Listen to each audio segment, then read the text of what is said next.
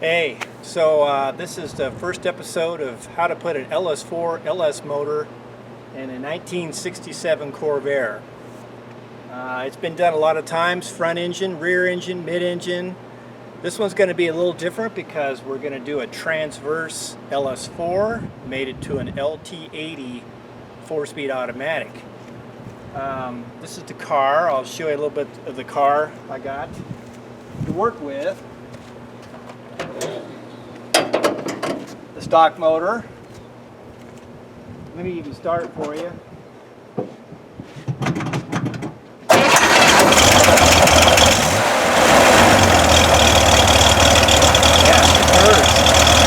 Anyway, it's for sale. I'm just going to take the motor and the transmission out and somehow get a mid-engine transverse motor out of an LS, out of an Impala 2006 to 2009 Impala, and see what happens.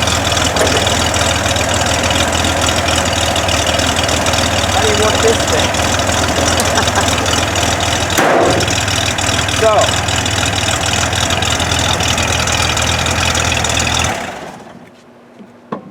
Now that you've seen the car, let's see what's going in it.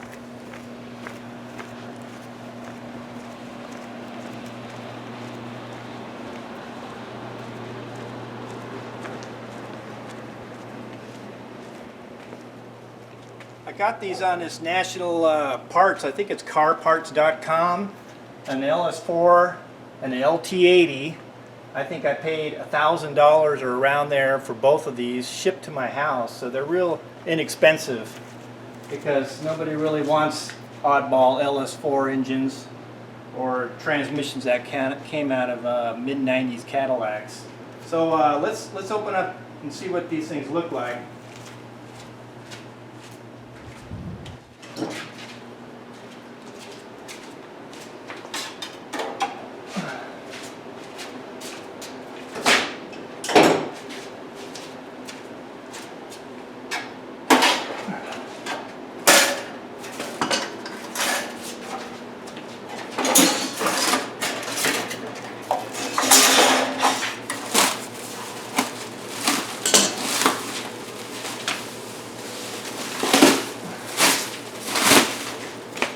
I have no idea how many miles is on this transmission. I was told the car that the engine came out of had about 104,000 miles on it. We'll see if there's something wrong with it, but probably not. So that's equivalent to a 4L80, which is a 4-speed, but it's in a transverse configuration. So the motor,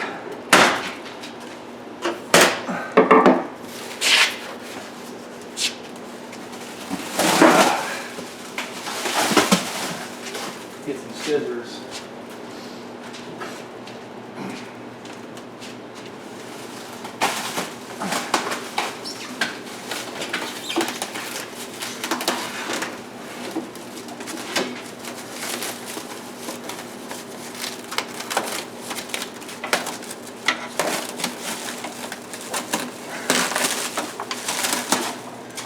I haven't even seen what this looks like. It's supposed to be complete motor with all the accessories, with the wiring harness, computer.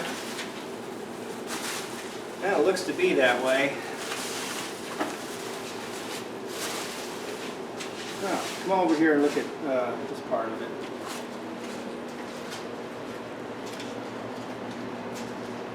This goes around there.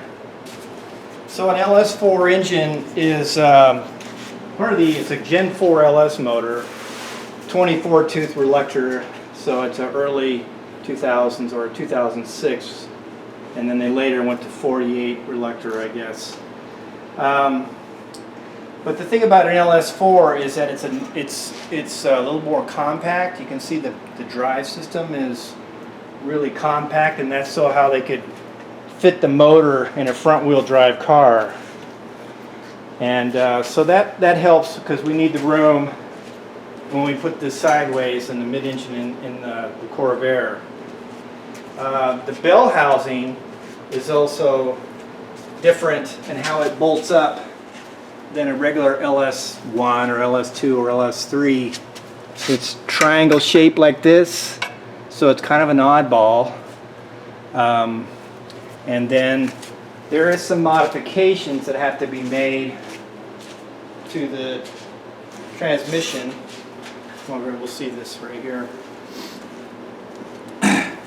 See, it's still got that shape that fits the motor, but this all has to be ground out, and there's some other modifications. What has to be ground out?